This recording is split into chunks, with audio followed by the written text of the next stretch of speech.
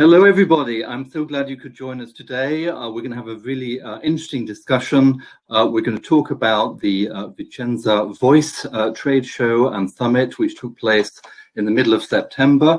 And also, interestingly, Paola is going to give a really insightful presentation about product trends seen at the Voice show, and that this can be downloaded free from the TRENDVISION forecasting website. So I'd just like to say hello to Paola De Luca, celebrated creative director and jewelry analyst, joining me today. Hello, Paola.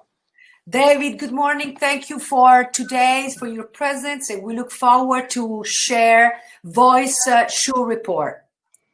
Excellent. So I'll just start off by making a few comments about Voice for those particularly who were not able to make the show, presumably because of the pandemic. Voice was a trade show and summit staged by Vicenza Oro between the 12th and the 14th of September. And it was a particularly significant event because it was the first international jewelry trade show that took place physically since before the lockdown. Many months had passed by, and many shows had been cancelled in the period from the end of February right up to mid-September. But the Vicenza Oro organizers decided to go ahead, and they really based that upon making very, very careful and stringent safety precautions so that the show could go ahead completely safely and well. And it was a courageous decision that showed, in my view, great leadership within the international trade fair community that ultimately absolutely paid off, because essentially Vicenza organized a hybrid show, taking into consideration the rapid acceleration of digital technologies that we have seen during this period. So it was a mixture of a physical trade event in the usual way, but also a virtual trade event, a so-called phygital trade event. There were around 370 exhibitors taking part in Voice, many of them Italian, and the show ostensibly looked very much like a typical Vicenza trade fair that we'd seen in former years. The difference was, though, that the booths were very democratically designed. They were all essentially the same. And the show was on a slightly lower surface area than in the past, because clearly the show had to be a little bit less voluminous than in previous years because of the impact of the pandemic and the fact that many foreign exhibitors were not able to attend. There were buyers coming in from across Europe. There were fewer buyers than you would normally see from Asia and the United States, the long-haul buyers, again, due to the direct impact of the pandemic.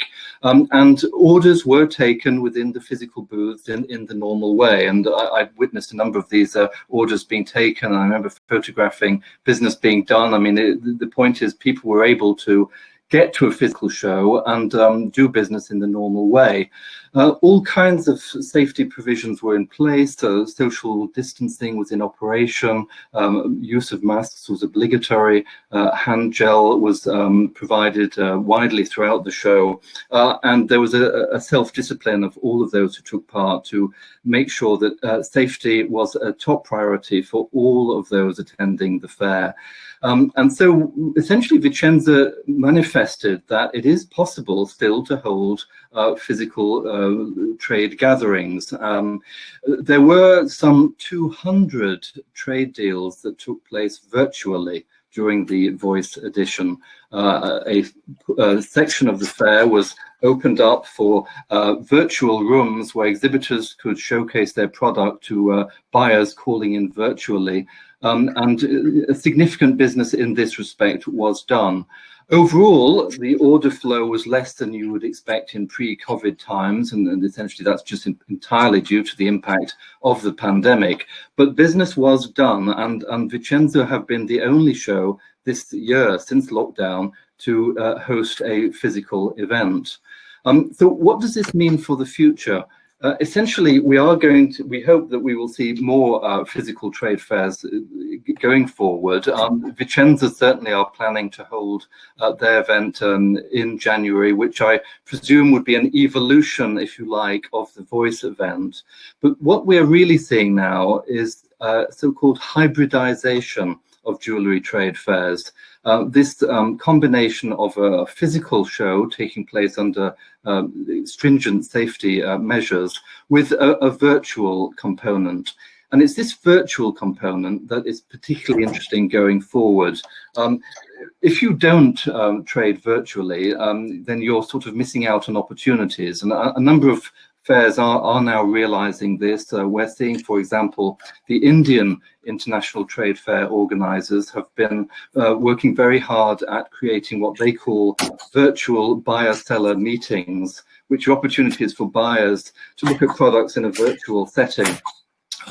These are really quite well developed at the moment, and they are likely to be a way in which future events will take place.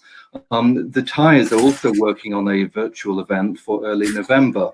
Again, an opportunity for buyers to look at products in a virtual environment using very advanced camera technology, and to be able to choose product at a time when long-haul travel is extremely difficult. One of the other components that we're seeing of the, if you like, the virtualization of trade is the emergence of some digital trading platforms for gemstones and jewellery. In diamonds, for example, in this period, there is a new initiative by Uni Diamonds in conjunction with IDEX to create a new diamond trading platform for white polished diamonds.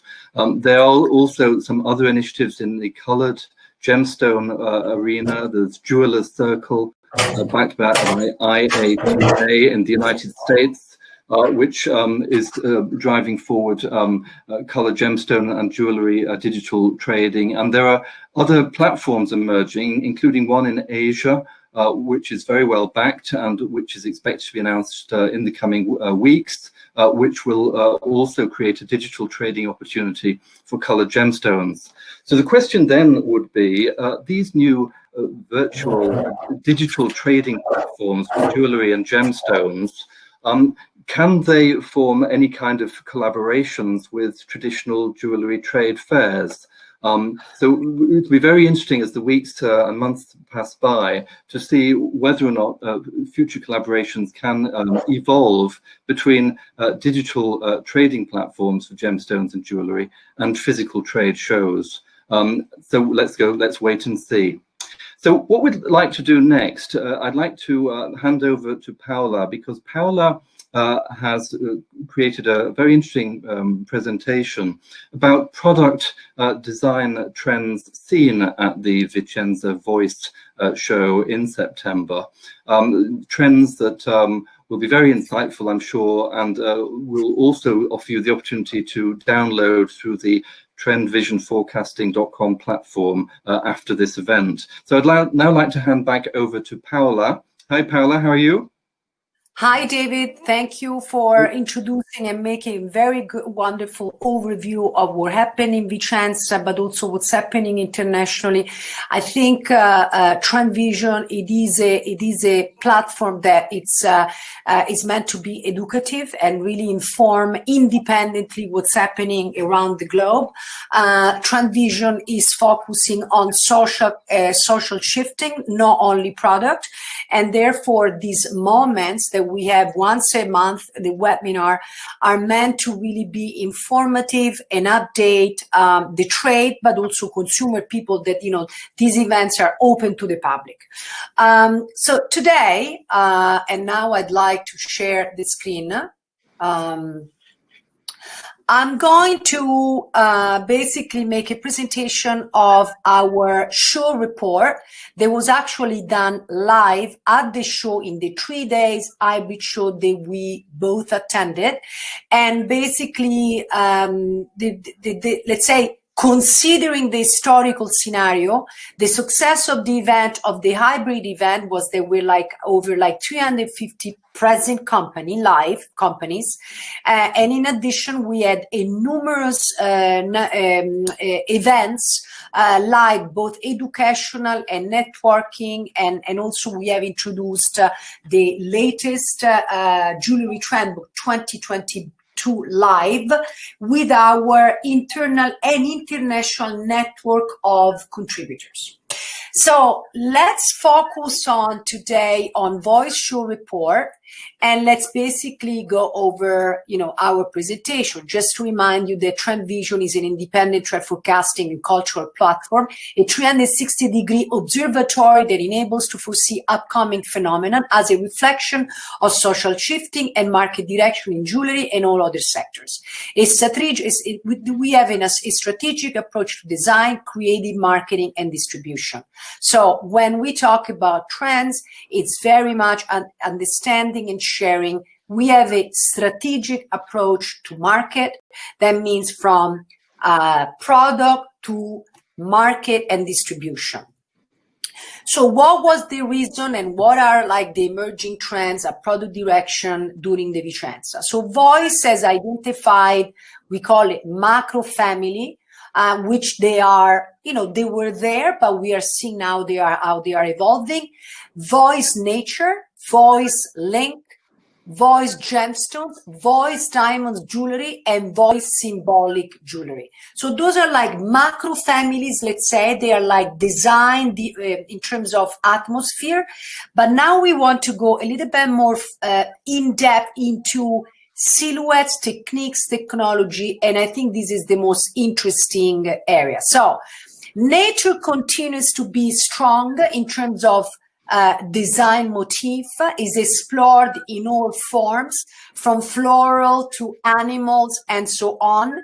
It is from macro to micro, meaning macro in terms of silhouettes, but also micro in terms of textures and finishes in organic. So nature goes from silhouettes that they are very descriptive to abstract finishes that can be either simulated with handicrafted texture and finishes, but also with pre-design.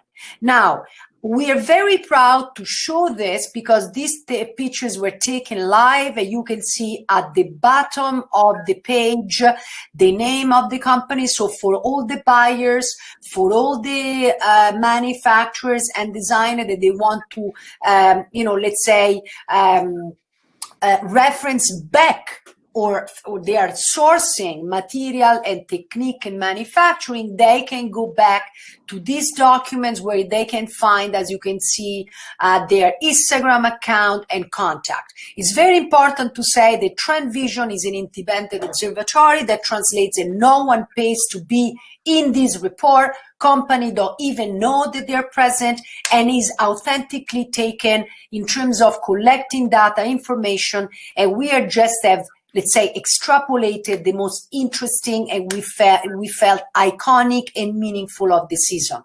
So I use it, as you can see from left to right, you can see how textures and organic silhouettes in floral are very popular. I would also add that filigree and lightweight pieces, including 3D design pieces, which give the opportunity to basically showcase large let's say jewelry, large sculpted pieces, but they are extremely lightweight.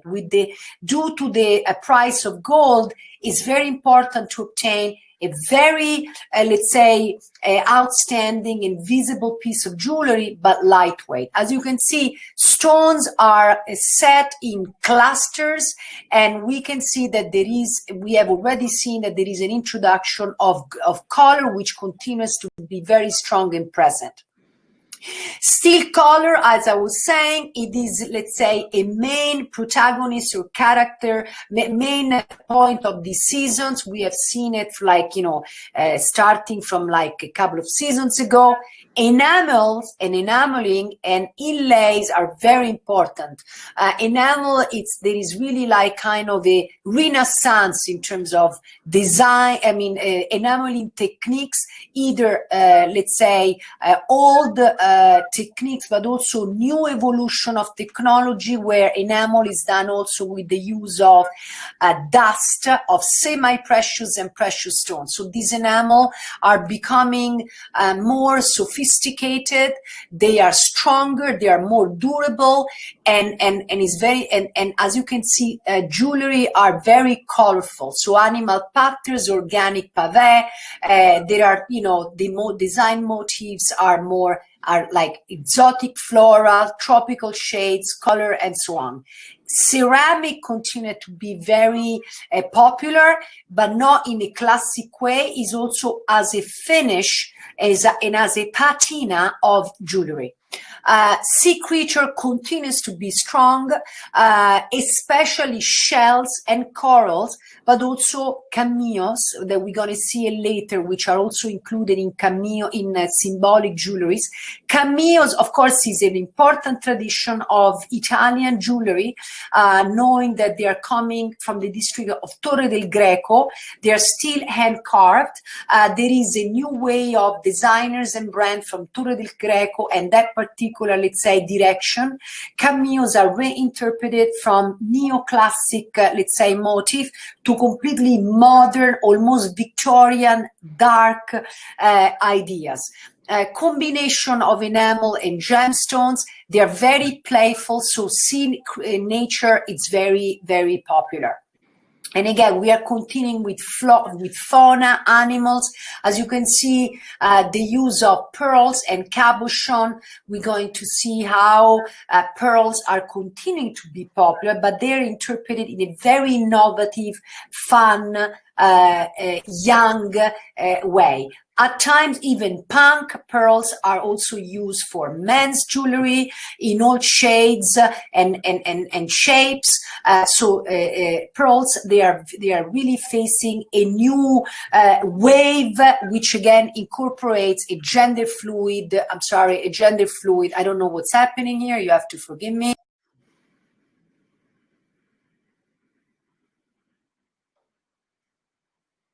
Let's have a little bit of patience while Paolo resolves his technical issue. We will, by the way, be welcoming questions at the end of this session. Paolo, are you back? Yes, I'm back. I'm sorry, I had a problem with my computer. Can you see me? I can't see you right now. Oh, there you are. Now, yes. Let me just very quickly say in that interruption there, for those who have questions, please do submit them on the chat function, and after Paola's presentation we can move on to questions. Paola, back with you. Yes, sorry, I had a technical problem. My computer screen went a little crazy, but this is the beauty of being live. Things are happening right now, and in the happening there is some technology crashes, but we are back and efficient.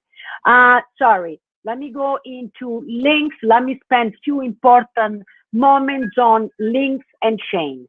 Links are back strongly. They are the most gender fluid jewel of all the categories. Links are for men and women and of all gender, in every size and in every material, from gold to titanium to sterling silver and mixed medium and combination of mixed medium. They are industrial, they are chunky, they are lightweight, and they are extremely technological. As you can see, going into the mixed medium from left to right, we see Anteo Gioielli, and you see how these links are colored. They are proposed with gemstones or diamonds, colored and or with neutral color. Metals are either darkened or like oxidized, so they are not, in this particular case, they are very, again, gender fluid. Now we're going into this elastico titanium, which is like elastic titanium. This is one with a component by this company who's working with titanium, which has been extremely popular in the last, I would say, 2 to 3 years in the whole jewelry segment of the market, especially because it allows designer to work with large pieces with very lightweight. So from Nia Dani to Emmanuel Tanver to Giovanni Ferraris to Lydia Cortei and so on, just to mention a few, they have been presenting beautiful, colorful titanium pieces, very large pieces, very lightweight, extremely wearable. Now, manufacturers and technology company technology developers, they are creating elastic the components or flexible components from chains to other materials that can be reinterpreted or interpreted in new ways. So check out these components from Vioro, which are very interesting. Again, moving to other chunky links, we see the insert of enamel in combination with gemstones. Last but not least, you can see links with pink gold and black, so combination of metal color and color like black and all white.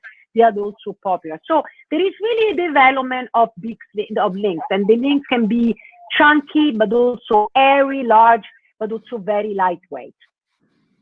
Metals combination, we were saying, as you can see, we are showing all components. So those are information interesting for who produces their own collection. They can be manufacturers, they can be designers, they can be anybody which is making jewelry.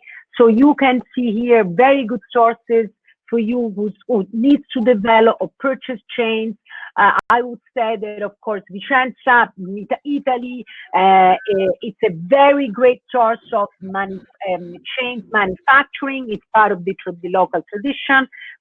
So from small chains to tubing and so on, you can find even electroforming, links are very, very interesting. And once you can see, it's just like a variation of many of these links.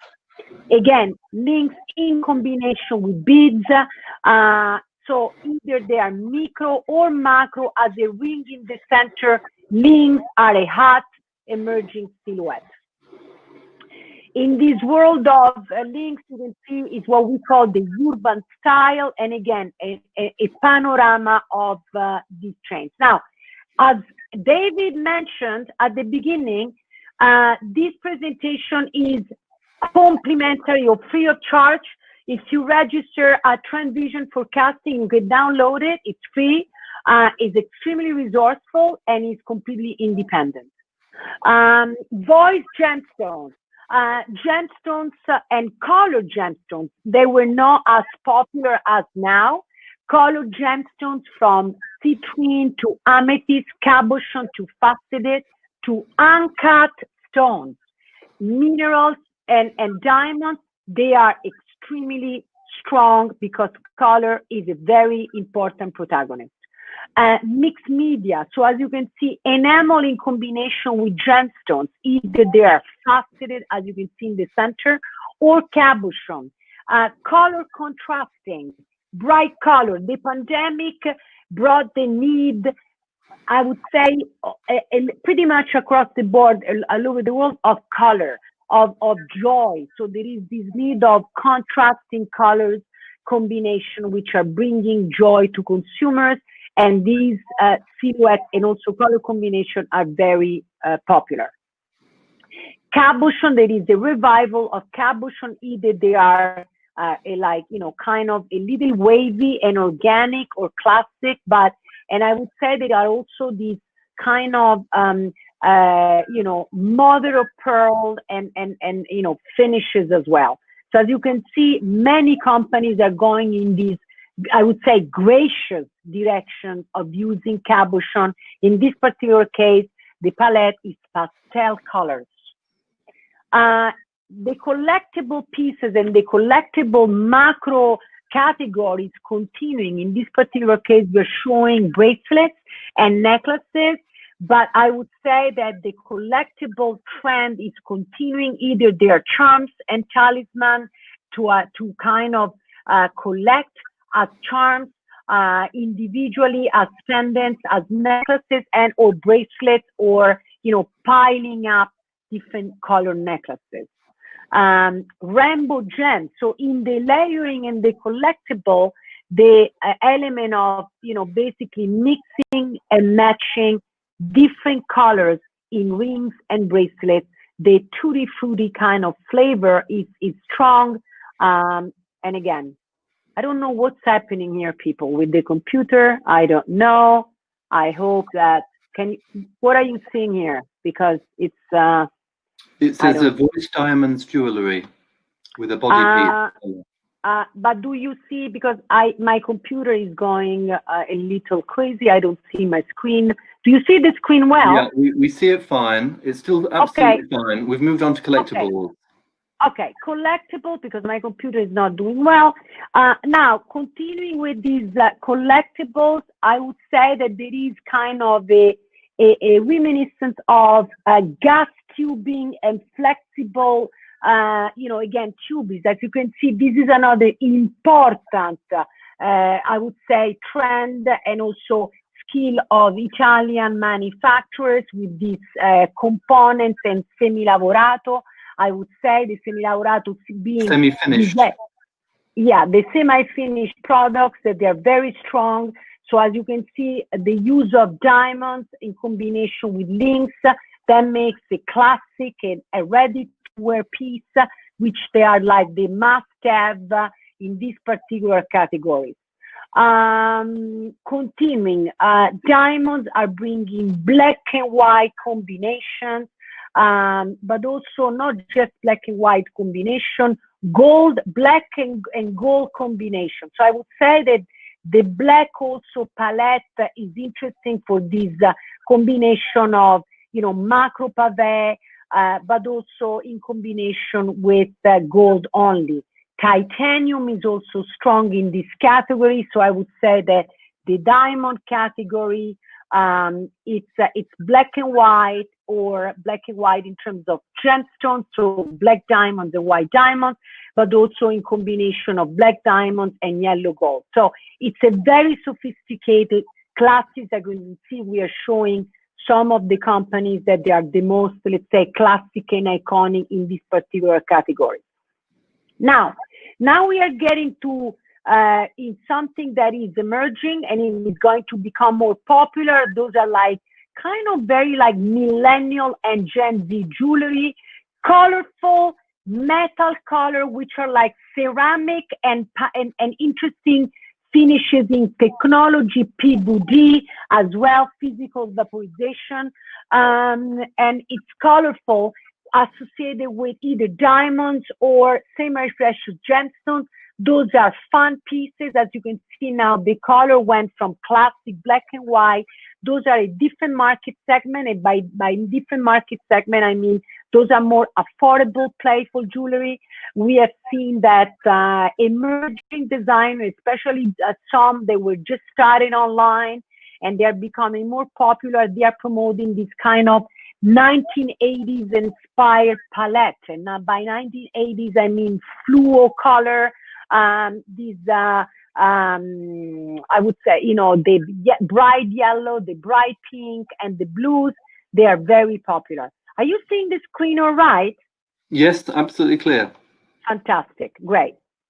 And again, now here we are going to see, rings. Rings are, I would say, also strong. As you can see, interesting combination of diamonds and enamel. So we are seeing, I would say those are like the most interesting part. So high jewelry, of course, include the solitaire, the halo setting is very, I would say, continues to be popular. Other important, I would see that we see that baguette, cat and marquise, but also interlocking are strong as well. So I would say that, halo in terms of setting for solitaire, baguette, and marquise are continuing to be a strong cat for diamonds. Last but not least important, what we call symbolic jewelry. In the symbolic jewelry, Paola, we have lost you momentarily there. Welcome back. It's okay, I'm here, I'm still here, don't worry about it, I'm here. Don't worry, crashes, but here. So voice symbolic jewelry, with the pandemic, and we mean everything that is meaningful. Now, a very important note. In terms of market sales and market trends, the US seems to be the market that did the best. I spoke with few friends, retailers, manufacturers, and designers. Maybe because of the, the COVID and the fact that people was like traveling less, they had more disposable money and they invested more on jewelry.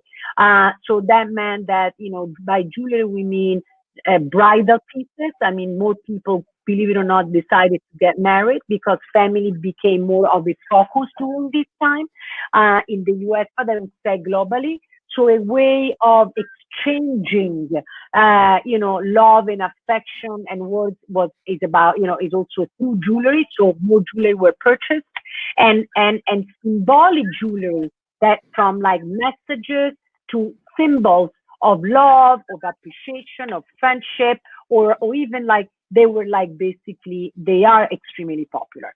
So also in Vicenza, we have seen that, you know, writing and symbols from spiritual to, again, holistic pieces, like a more of a spiritualism than just the religious, is coins and carved gemstones and what we call, you know, just like heirloom jewelry, like either they were originally or they were just like kind of created. So treasure, ancient coin, charms, sign rings, medallion, large yellow medallion and silver, aged metal, mixed medium. So this concept of you know, we have of this symbolic jewelry, either they are like in semi-precious material or with very kind of local flavor, or like, you know, two more, let's say, you know, enamel in combination with leather, like more fashionable pieces. So I would say that symbols and talisman and symbolic jewelry are popular. Either they are, I would say, in a classic way, overinterpreted. Lettering and messages are continuing to be strong. I would say that what's interesting then is emerging. It is the manufacturing and how they are done. So watch out here for all the manufacture and how they are producing these pieces, maybe for some buyers and some manufacturers. This is very important. Continuing, cut out. We were talking about filigree.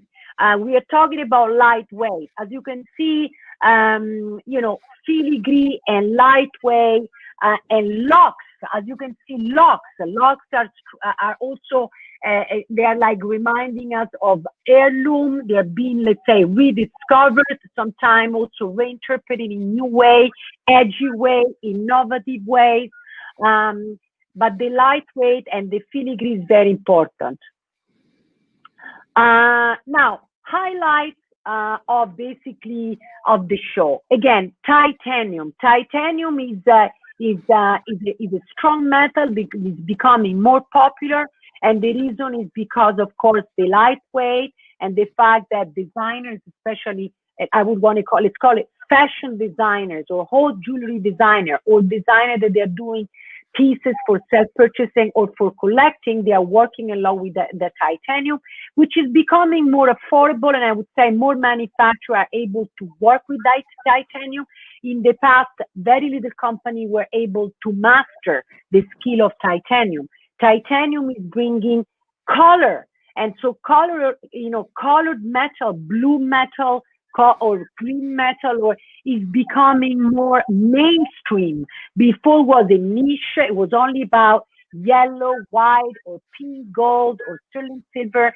Now metal is becoming more captivating, and there is a color contrast or tone on tone, either with gemstones and or other medium. Enamel is definitely a bestseller, is a highlight of the show. Either neon colors or black and white or tutti frutti, meaning contrasting, or tone on tone in combination with gemstones, but definitely those are macro categories of enameling. Stackable are continuing to be strong. The reason is because they are helping the consumer to tell their story, to narrate who they are, either they are bracelet or rings or cuffs or earrings. More and more pieces collection are sold by item rather than matching sets. Most of the time, earrings are not nowadays sold as a pair, but they are sold individually. Collections, they are consistent, but they are very different from one another because the mix and matching is done by the buyer, the consumer. Consumer want to tell them their story, and most of the time they are not matching pieces like it was in the previous millennium. Rather, they mix and matching based on their personal taste. With this, I conclude my presentation, David, and I think it's back to you. I don't know if Stefania is going to give us the large screen. Maybe she's going to help us to do so, and basically we can go into the Q&A session. Right. Thank you so much, Paola. That was a very interesting presentation. I'd just like to, if I may, before we go into the Q&A, ask you one or two big picture questions about how the pandemic is impacting upon jewellery design, the ways in which designers work. For those who wish to ask a question, please do so. Submit the question, please, on the chat function, and we will pick those questions up. Paola, just sort of stepping back a little bit to the big picture, the pandemic scenario we're all living in. How would you say that is changing the way in which jewellery designers are working, and how is it impacting in broad terms upon their design inspirations? Oh, we've lost you. Sound. You need to unmute. Oh, we cannot hear you. We cannot hear you at the moment, Paola.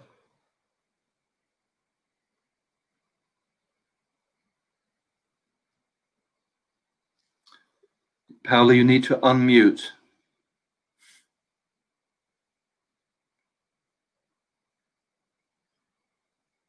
Still cannot hear you.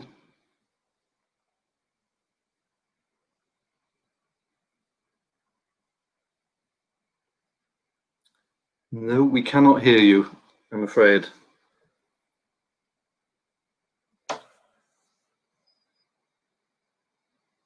Cannot hear you, Paola. Can you unmute?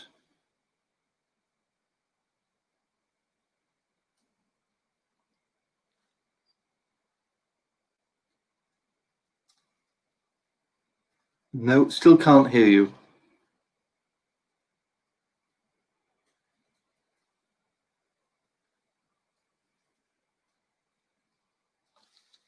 Just check your mute function. And no.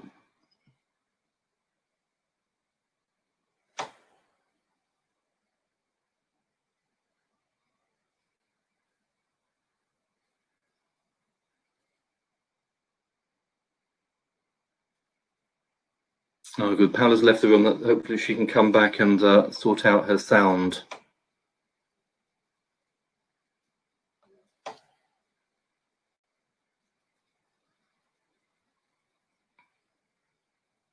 Hey, Paola. Are you? I'm back. Now we can hear you. We couldn't hear you there. Okay, that's okay. It was a technical. Today we had a couple of technical problems. Unfortunately, that's right. What happened. But anyway. Just for those who are just joining us now, yes. I just want to repeat the question. Just looking at the big picture, the impact of the pandemic upon jewellery designers, the way in which they work, how this may be affecting their psychology and their design inspirations. What are you seeing? Well, first of all, designers during the last year and manufacturers, they had more time to think about their product. Therefore, they went back to their design board and worked more on details and rethought their product and their collection. So I foresee, and actually it's happening already, a booming of very good quality design, including fashion. Everything is design in general, especially in jewelry. Designers are more cautious. We have talked about this before, David, an emerging trend of what we call slow design. What do we mean by slow design? Being less is more, being more ethical. Collections are thought out differently. There is less products in terms of SKU, but they're better planned, better designed, better engineered. So we are going to see more of a mix of handicrafted pieces mixed with technology. There is a lot of upcycled pieces. There is a great activity. We're going to see this and more. Upcycled and recycled. By upcycled, what do we mean upcycled? There are pieces that have been taken apart and remounted and reused as they are. So the components of pieces that were already existing are being reused as they are. Versus recycling is actually casting the gold and taking the stones apart and starting from scratch. The upcycling actually is keeping, in a way, the soul and the element of pieces. So there is a new narrative. We are not, right now in design, there is a writing of a new narrative in conceiving the design itself. And so I would say that because also of the economy, designers are recuperating things that they already had in their shops or in their stock, and they are reviewing, including style it, and maybe they're giving a second chance to ideas and concepts that now they have a better place. In addition, of course, everybody's becoming more clever in again, creating pieces that are either lighter weight or lighter weight in terms of metal, or combinations that are unusual, because people will continue to buy jewelry in a different way. But as low design comes, so is low fashion. People is buying less, but more with an investment kind of vision. And the investment is for present and medium, but also long term. So the collectors, like in China, for instance, they are not only, but they are buying a lot of, estate pieces. We saw how the popularity of auction and high-end pieces, which is becoming not only an investment because of the intrinsic value of the material, but also an investment because represents and converts into, let's say, money and owning something that has a real recognized value due to the auction house, due to the tracing and the certification of a piece or of a stone and so on. In jewelry, it is the same. A piece has to be meaningful, so there is less what I would call disposable design, because disposable design, disposable material, disposable fashion and jewelry, they are not good for the environment, for the economy, and people is becoming more cautious about how they spend their money. I hope I gave you an idea.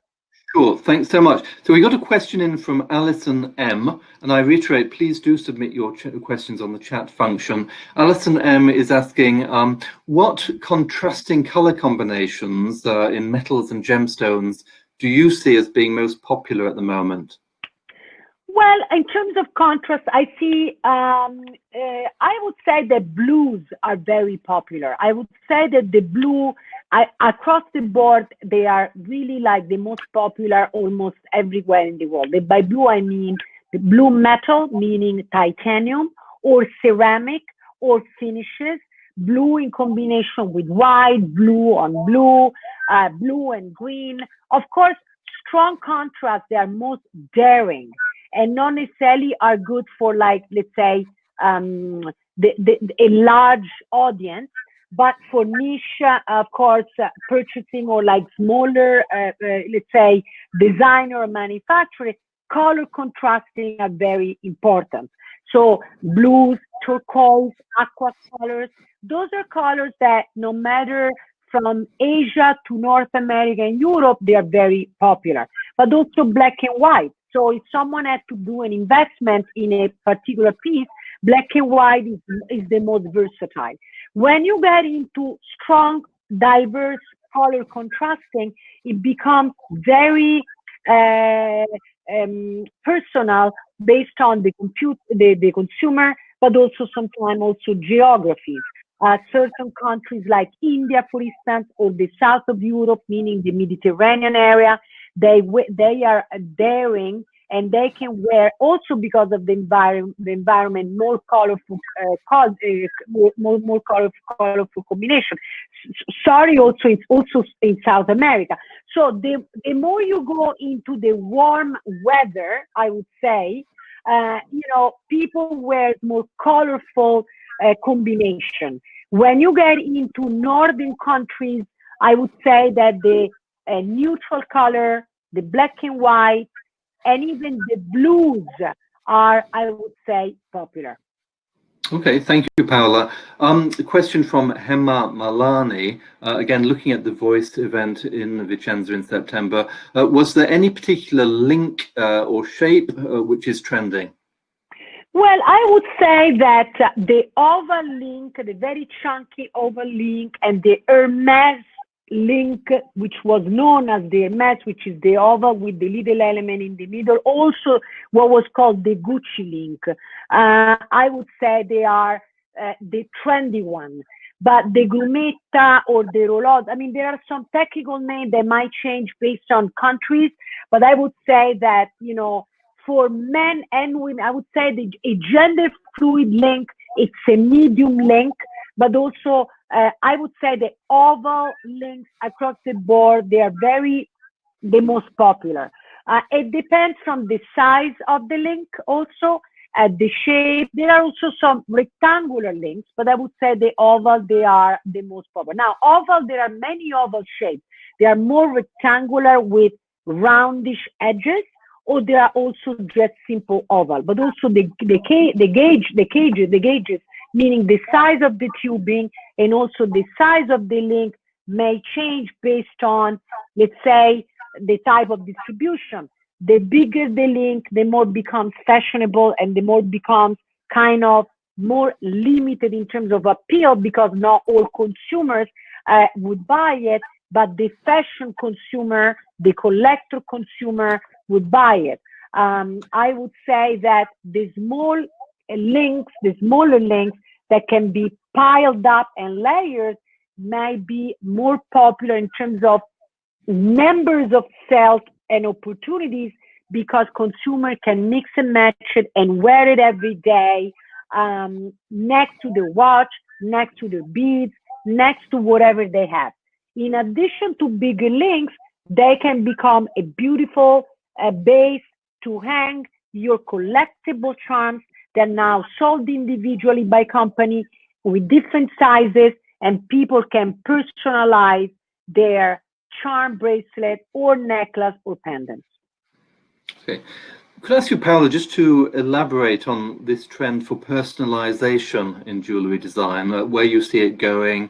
You talked about consumers buying earrings individually and then looking to design them according to their own tastes. Why is personalization so increasingly important in this period? Well, you know, personalization and consumer shifting, it started really over a decade ago. I mean, actually, I would say with the really entering the digital era. With digital era, we have a democratization of content democratization, meaning that, as you know, we were talking earlier today in another call, there is a pollution of information, pollution of many things. Also because there is a very strong rising of individuality and people wanting express online. There was a very strong, interesting line shared during Voice, which was like, we are a generation of beautiful pictures, but we are very lonely. And this loneliness is expressing this being always present. Now, how does it translate into jewelry, but also not just jewelry? Let's say expressing our own individuality. People, because of this chaos and overwhelming environment of technology and everything else, more and more there is an excess of wanting to say who we are through jewelry, through makeup. Never like before makeup we used, coloring our hair, tattooing. We need to basically have a unique way of saying who I am, and I am perfect in my imperfection.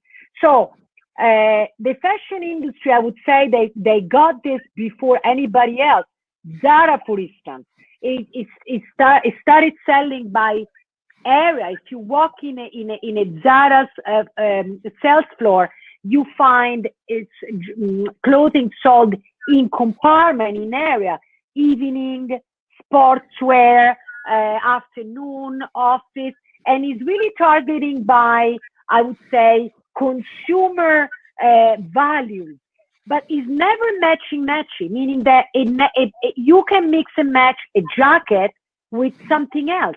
So it is not sold together. It's not sold by suits like it was in the past. So jewelry, in a way, until now, and still in some countries, like in India, like in the Middle East, still jewelry are sold by sets, meaning necklaces are matching earrings are matching bracelets.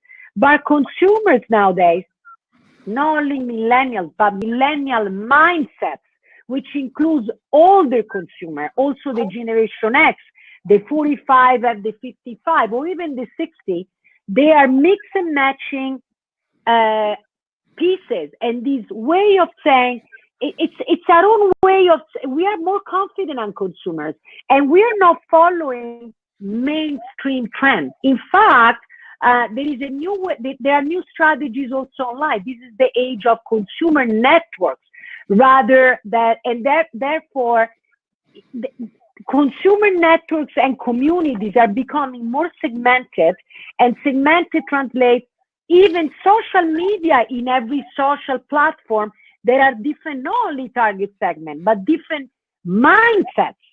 And understanding this translates into, we have to simulate in jewelry and conceiving collection this diversity, which has to be inclusive of the diversity. Therefore, the more collections are created in a very diverse and playful way, the more we allow and we engage consumer taste. And the more we engage consumer, the more we're going to be selling. Companies like APN Monaco, for instance, which, you know, they are very clever because they are creating items that then consumer mix and match. I just mentioned their name, not because, first of all, we are independent, just because it's a popular company. There are many companies now online that they don't do show at all. And they are becoming more and more popular online. And please check and analyze these brands that they are starting online, how smart and clever they are by listening. And that's very important, listening to consumer by observing their behaviors and purchases behaviors. It's very important. Thanks, Paola. So I'll just ask you one more question before I wrap up because we're running out of time now. One of the key trends you identified in the Trend Book 2022 launched at Voice was this gender fluid trend. And you made references to men increasingly wearing diamond and pearl jewelry as sort of almost like a look back to Renaissance times or times in the ancient Indian and Chinese cultures when men would wear gemstones in jewelry. Looking at the Voice event in September, did you what sort of gender fluid designs did you find there at the show? Well, definitely, in terms of the strongest gender fluid category were links, for sure. Links, diamond rings for men, but also women. I would say that in the past there were some companies that were doing just men's jewelry.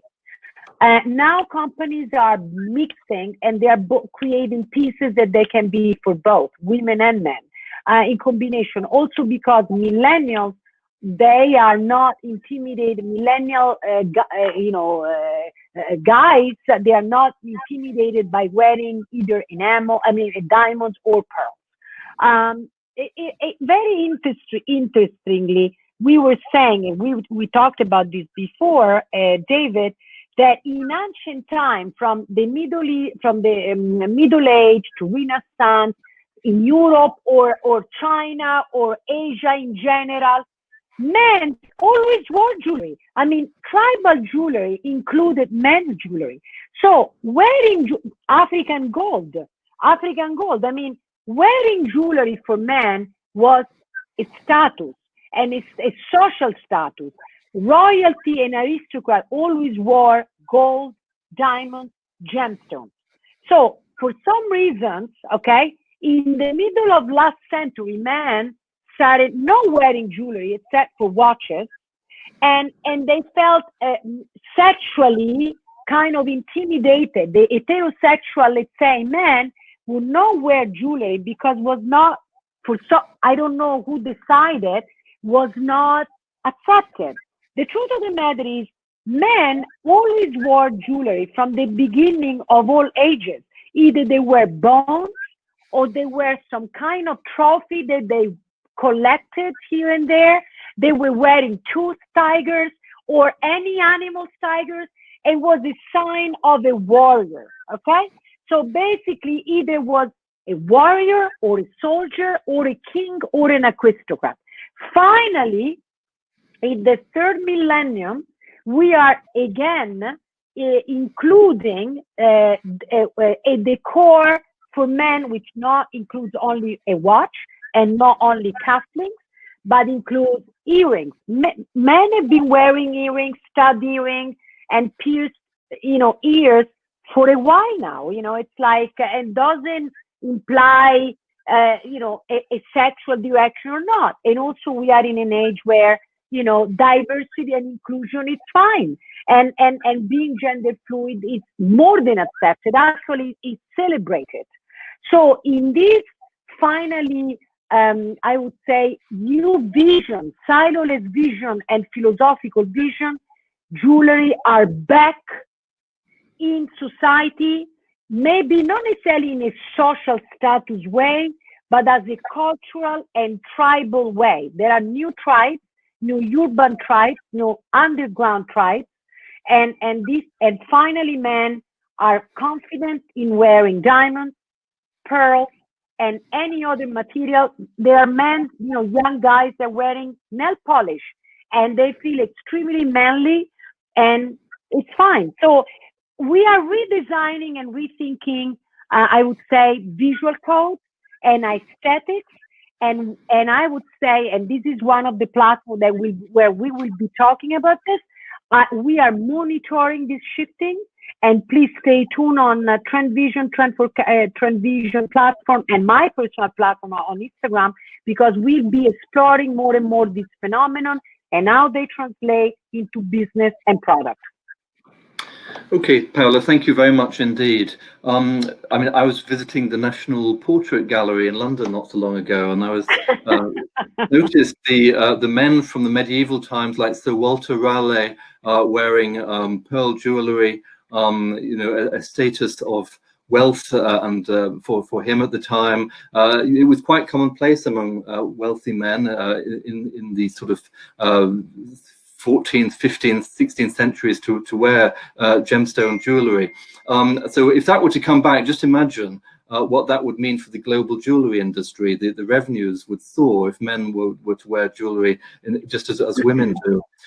So I'd like to thank everybody for joining us today. It's been a very fabulous presentation by Paola of the product directions that she saw at the Voice trade show and summit in Vicenza in mid-September. You can download that presentation from the TRENDVISION forecasting website for free, so please do take advantage of that. Thank you very much indeed, Paola, for giving that presentation today. We really appreciated it very much. The next TRENDVISION webinar will take place on the 2nd of November. They are held on the first Monday of every month. And we obviously look forward very much to the next edition of the Vicenza Fair, which will take place from the 22nd to the 27th of January 2021. Thank you very much, everybody. Thank you. Ciao, ciao. Thank you, everybody. Thank you for having us. Thank you for attending. Ciao. See you next month.